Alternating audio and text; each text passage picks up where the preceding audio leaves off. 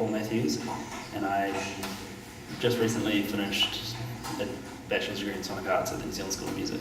I did a lot of works there focusing more on sort of performative aspects and using that as a format to kind of get across different ideas, but I always wanted to do more longer form type of stuff and more physical objects. I was always interested in making stuff with my hands and sort of using that as a means to get a message across with something a bit more physical I like as a way to enhance the kind of concept and really reinforce the ideas that you're working with.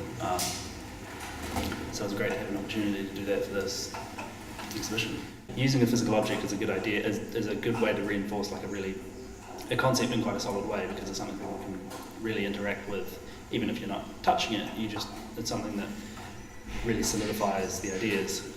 So, I mean, the context of this work is a little bit removed from some of my other works, in that I think it's similar to more fixed media works that I've done, in that all the sound material is focusing on field recordings and natural sounds.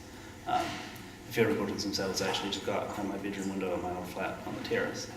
But there's a good mix of this kind of bird sounds and a small amount of construction noises and traffic, which I was really working on getting that mixture between the natural sounds and then the kind of human encroachments into that and the more technological sounds as well. And that's kind of partially mirrored in the visual aspect, which doesn't include too much of natural, but we've got the wood in there, which is a kind of natural element, and then we've got the tinfoil, and the Raspberry Pi, which are kind of these very human kind of technological developments. And the really main concept behind the whole thing was more about kind of framing and environmental listening in a specific context, because when you're talking about environmental listening and soundscape listening, it's very hard to have a kind of start and an end point, and to kind of, and that makes it quite inaccessible to a lot of people. And so by literally putting it in a frame, it was kind of a pun,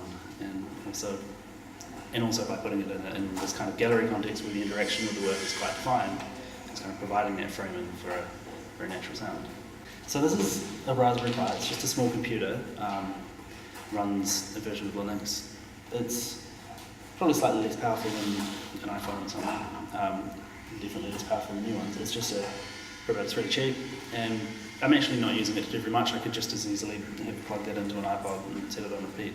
It's more or less just playing a sound on a constant loop. And as you can see, it comes out this audio cable. We've got some little piezo elements, also known as contact microphones, which are just soldered onto the end of the audio cable and taped to the back. So it just resonates the frame just a little bit, so you can hear it. It's quite a subtle sound. I can hear it quite well standing here right next to it, but you guys can probably barely hear it at all. Which is kind of what I was hoping for, because it's quite a subtle sound, and I want it to be just enough that when you're looking at it and you're thinking, and in the context of this exhibition, you're thinking about listening to all of these words, that it draws you in, and you kind of, once you get close, you can just about recognize the sound, and that's the kind of degree of the interaction I was going for. So it's very hard to get a lot of volume out of the piezo microphones, but I think it's just about enough. So that's just a picture frame and some masking tape. It's actually quite a lot quieter now, it's not touching the wall. The fact that they are working by touch and vibrating the whole frame, which is touching the wall, which vibrates the wall just a tiny bit, does really make a difference in the density of the jib, the space behind it, all of that kind of plays into the overall, both the volume and the exact quality of the sound as well. The particular frequency responses from all the different things involved.